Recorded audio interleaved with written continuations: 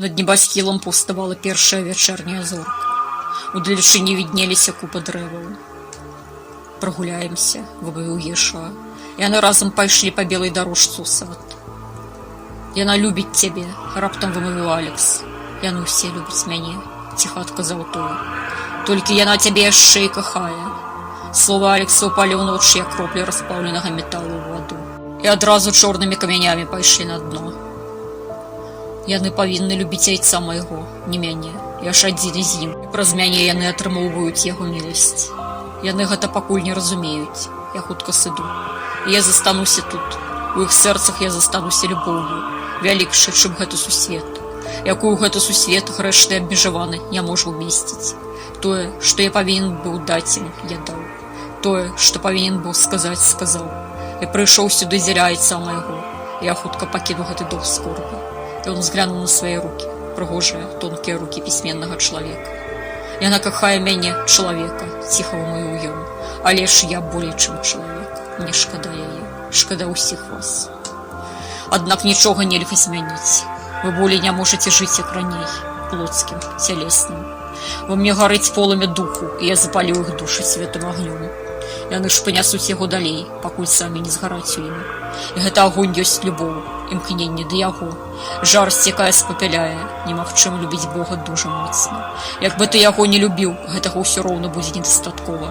Але ж ён літасцівы, і нават на такую малую любоў ён адказвае сваёй вялікай.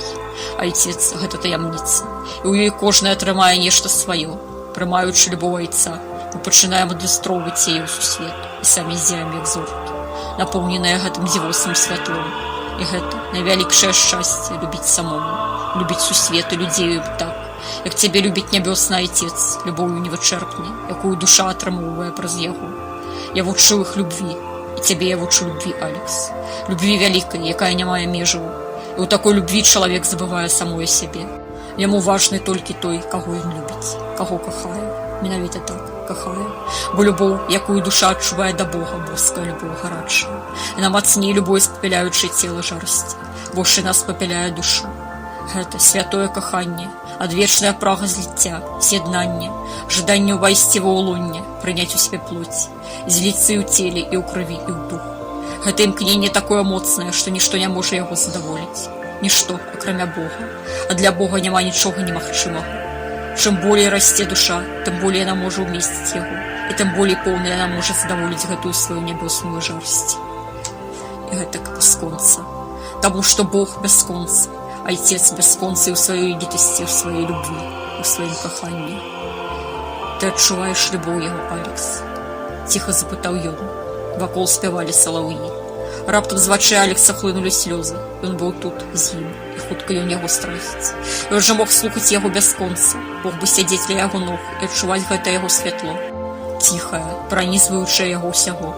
Ён успомніў, як яны сядзелі з Летыцыяй у Міхасёвай хаціне. На стале стаяла дымячаяся бульба. Міхась травіў свае дзівосныя байкі. І як яна глядзела на Міхася, а той глядзеў на яе. Як у той хаціне было і цяпло, і святло, і ўтульна. І сапраўды, тады яны завіталі на госці да пана Бога. І ён жа гэтага не разумеў. Стоіла ўсяго толькі схадзіць у крыжовы паход, каб пачаць разумець нешта ў гэтым жыцці. Што такое годнасць, вера, каханне, адданасць.